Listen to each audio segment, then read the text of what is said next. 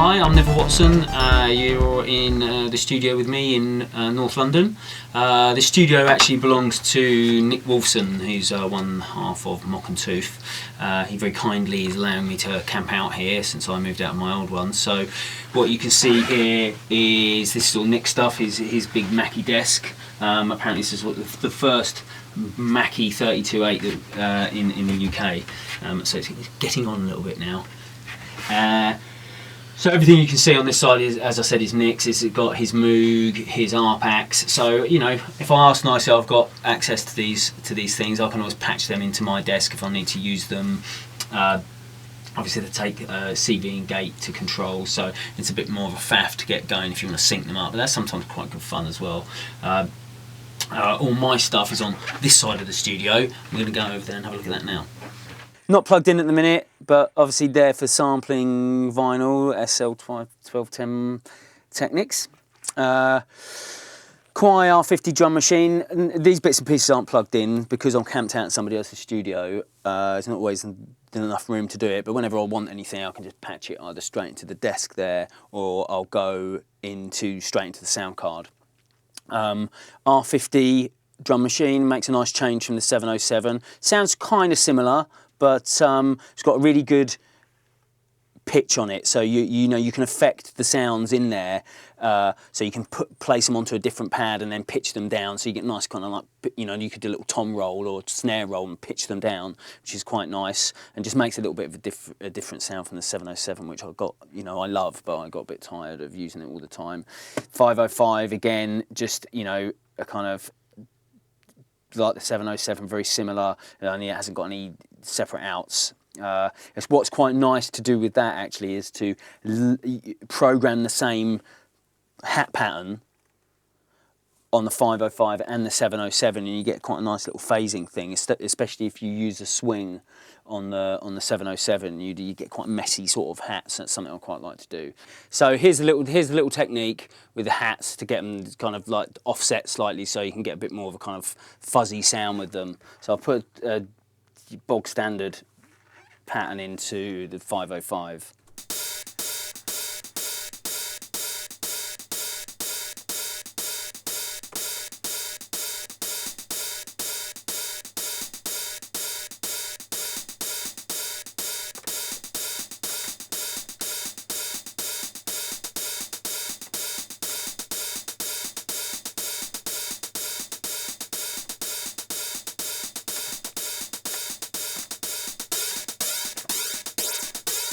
You're getting slight phasey sort of sound there. If you put the flam on, it will really start moving it around. You want a bit more of a really shuffly sort of sound. It starts, once you start getting past 3 on the 707 to like 4, that's quite nice, but I think once I put the kick in,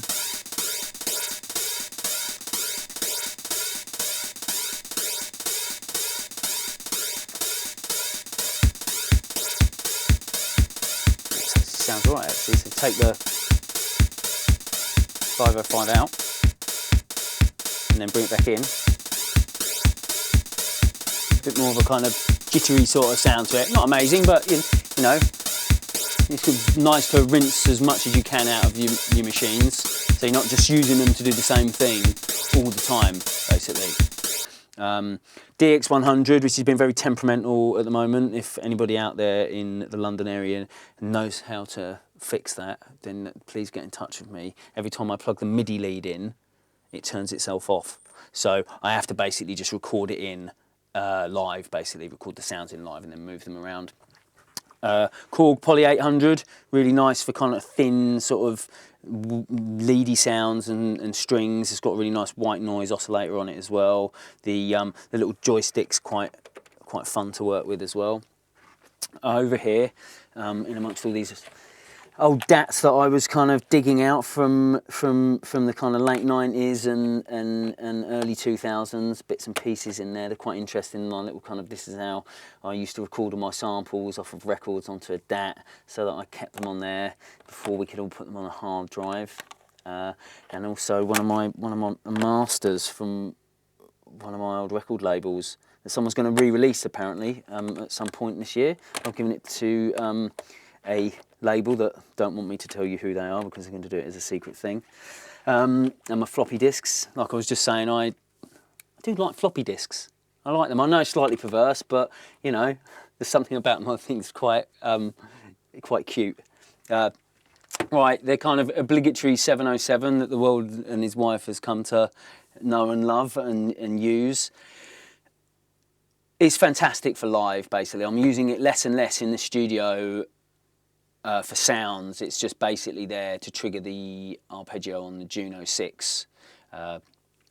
But for live, you kind of can't beat it really, and I'd really like somebody to make a hard, you know, a controller that operated in the same way that the 707 does. You know, so where you can see where you've patched, where you've programmed certain sounds in.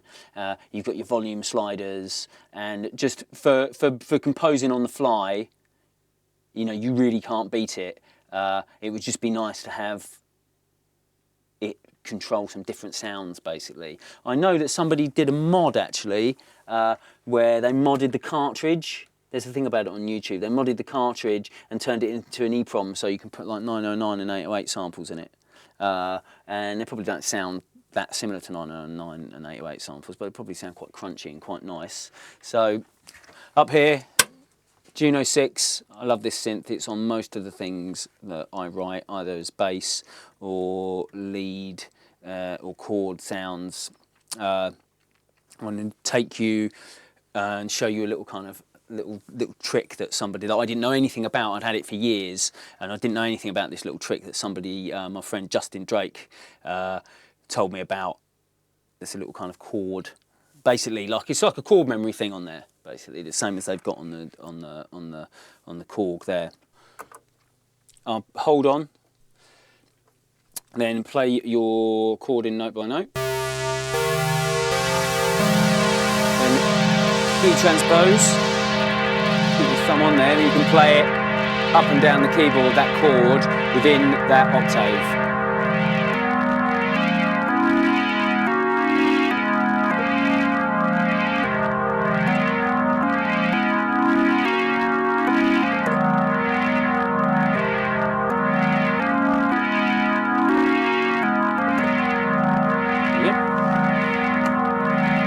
Ableton up on the computer at the moment.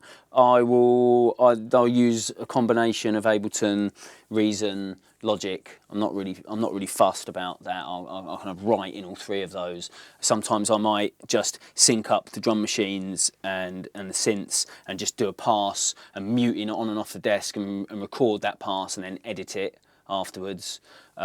Or I might just, get some sounds together, record loops really quickly, and then use the Launchpad to do a very quick arrangement on Ableton, and then I will go in and edit that down afterwards.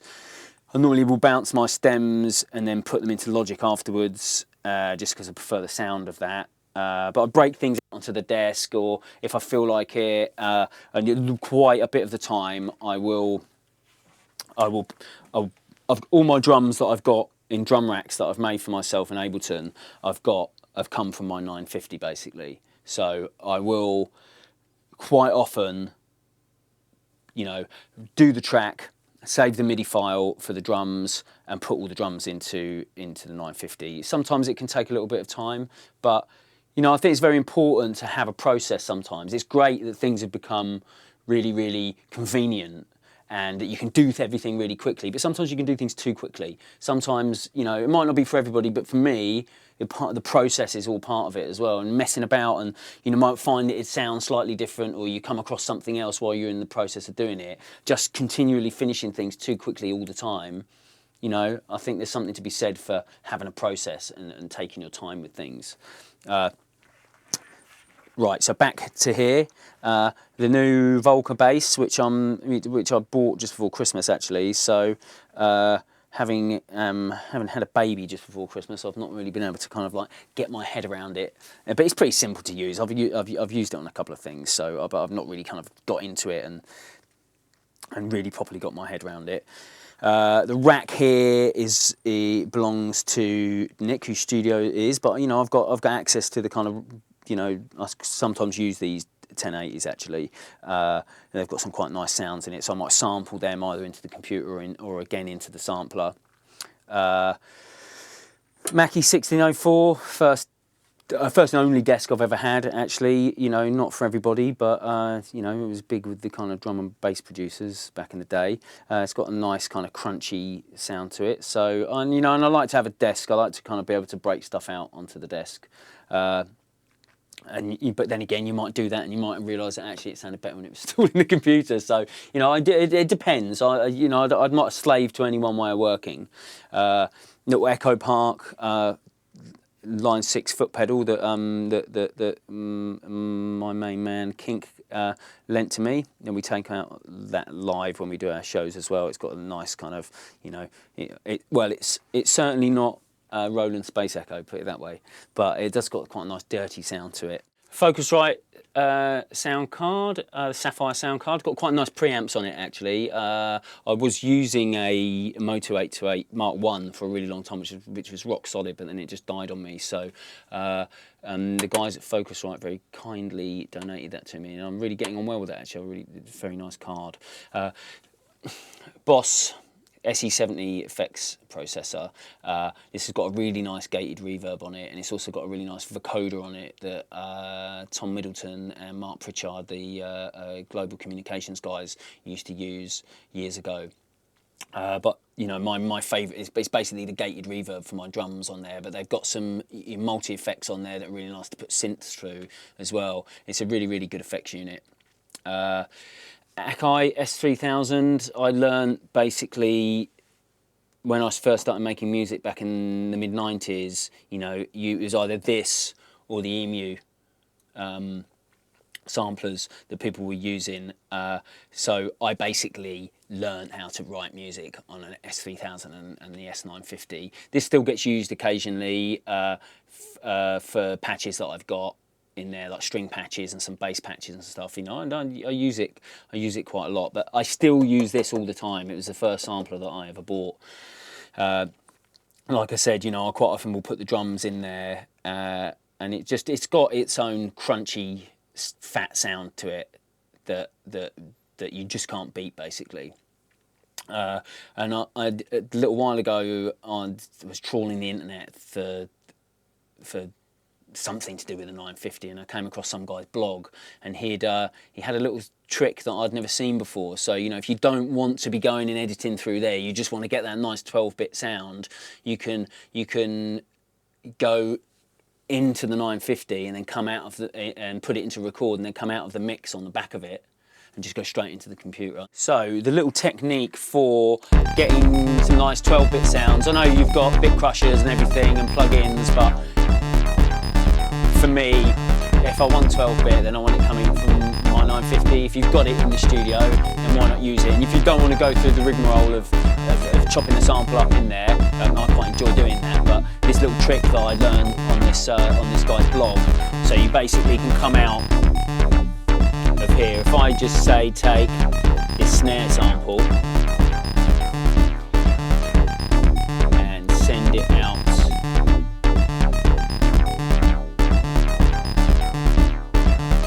Give it external out number 6, over there,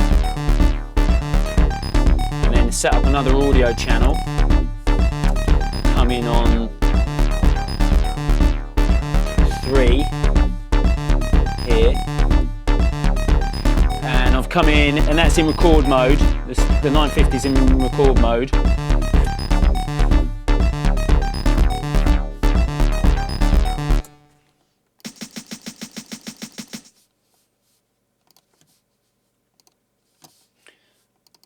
You can see that I'm getting a signal there. I might want to turn that right up so that it's pretty much kind of distorting it in on there, so I might give it a nice, even more crunchy sound, and then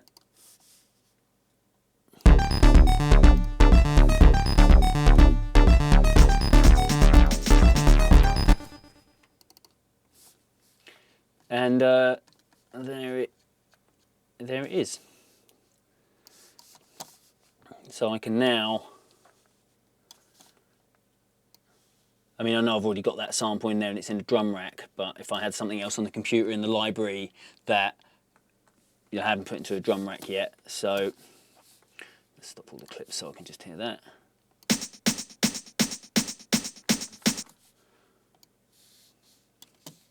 Go in and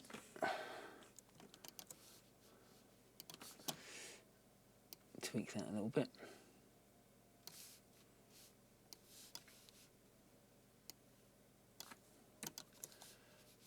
Crop the sample, then I can drag a empty drum rack to there, and then drag that down onto there. And it's now in its own drum rack. So you can make a nice 12-bit drum rack by coming out of there into the 950, then back into the computer, and it's just really easy to do something like that. And then Ableton's great for that because you could see there, probably, it took me a couple of minutes to do that. The French funky house favourite, the 3630. I don't really use it to do the side chaining on it. I do kind of just use it to colour I quite often will use it to colour the overall mix once I've finished.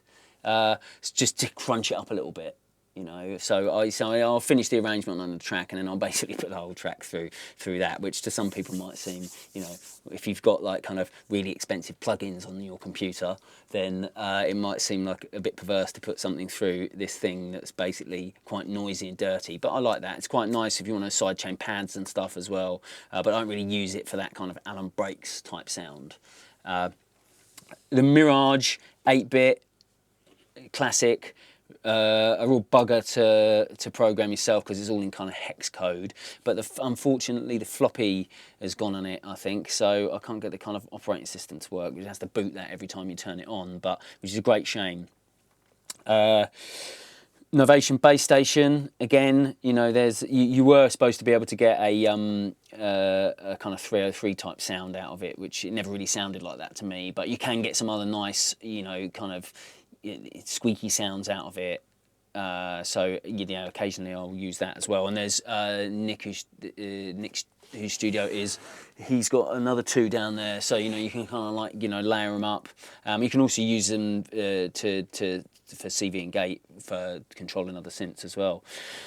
My DAT, which is you obviously used to take all my old samples off of. I was kind of going through the desk into that and then back out into the computer for quite some time. But the sound cards now, the kind of converters on them are just, are just as good. So I've kind of stopped doing that now. Really, it's just more cables to have to deal with, and that is my rack. Okay, right. I'm going to show you how I get a few bits and pieces from outside to inside the computer. If I'm working in Ableton and I'm just want to work quickly and get loops in, so I've put a little pattern into the Volca here, which does this weird thing, the Volca, I don't know, where it kind of like starts, doesn't always start on the first measure. It's doing it now. Okay. So.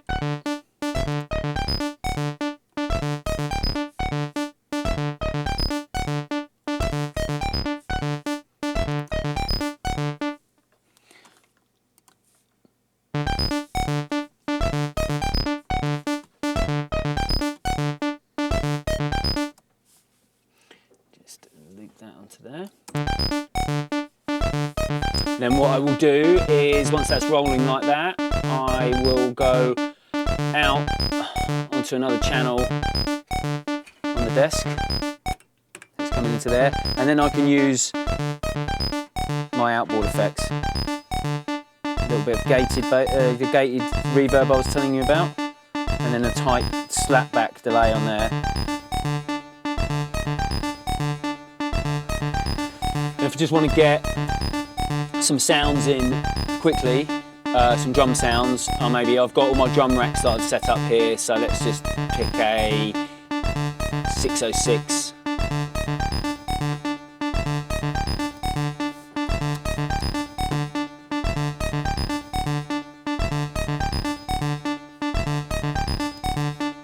Quickly put a 4/4.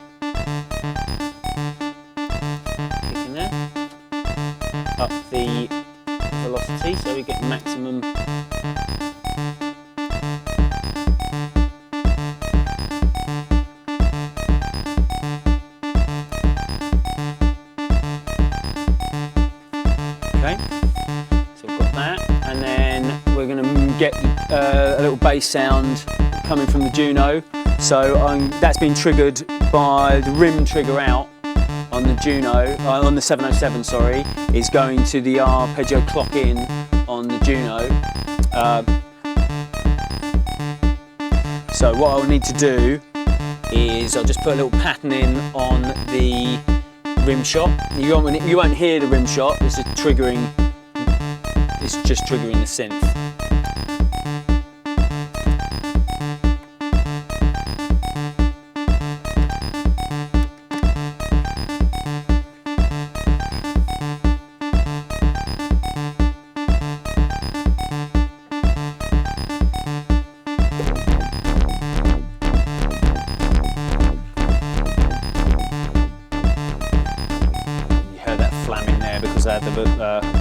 It's feeding back on itself because the monitor was on auto on Ableton.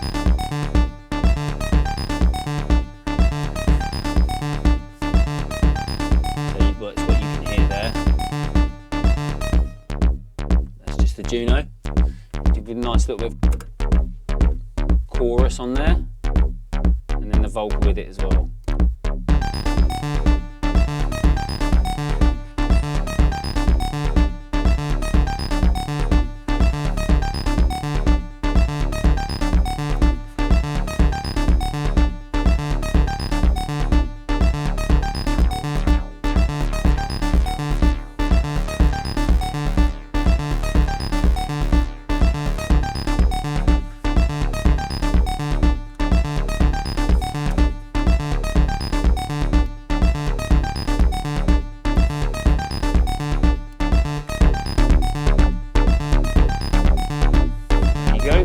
So that's the bass and the vocal in there, just a kick drum. And that'll be the basis for the track. What I might do after that is maybe do some chords from the Juno as well, because you know it's quite nice sometimes to use one synth basically to make all your sounds, because then they'll sit quite nicely together. If that's what you're looking for, you might want quite jarring sounds, so I'll use maybe some different synths for that as well. So that's how I would basically start a track if I was working in Ableton with my synths. One of the main things that's really important with the Volca is my specially made adapter there. Now, the idea is to try and get it out as long as possible if you can, because that obviously makes the sound more analog. But you know, I've just had to do it to here so far, but I'm going to get one specially made that will maybe probably come out to about that far.